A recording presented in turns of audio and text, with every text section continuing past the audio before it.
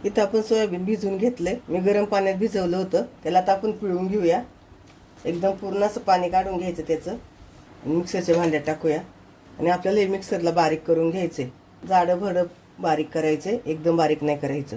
आपण मिक्सरला बारीक करून घेऊया. आपण या पद्धतीनं बारीक करून घेतले. तेल तापत ठेवले. तेलामध्ये लसूण आपला परतून घ्यायचा आहे गुलाबी कलर येईपर्यंत. लसूण आपला गुलाबी झाले, त्यामध्ये कांदा आणि हिरवी मिरची आपल्याला दोन्ही आता एकसाथ परतून घ्यायचे.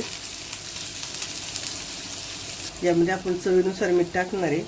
कांद्यामध्ये मीठ टाकलं का कांदा पटकन परततो, आपली गॅसची बचत होते थोडीशी. कांदा परतून झालाय, त्यामध्ये टमॅटो पण परतून घेऊ. इथं आपला टमॅटो परतून झालेला आहे. त्यामध्ये धनिया पावडर, हळद आणि आपला घरचा मसाला आहे तो टाकणार आहे मी. त्यामुळे कोथिंबीर, मसाले आपण परतून घेऊया. आता कांदा टमाट्यामध्ये मसाले परतून झालेत, त्यामध्ये बारीक केलेले सोयाबीन टाकूया. आपण बारीक केलेले सोयाबीन टाकले, आता ते परतून घेतोय.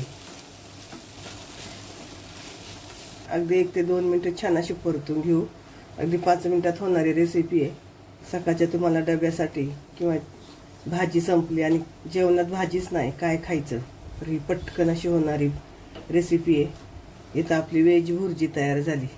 बघा किती सुंदर दिसते. त्यावर मी थोडीशी कोथिंबीर टाकते. माझ्या रेसिपी तुम्हाला आवडत असेल तर माझ्या चॅनलला लाईक आणि सबस्क्राईब करा. आणि ही भुर्जी जर आवडली तर कमेंट नक्की करा.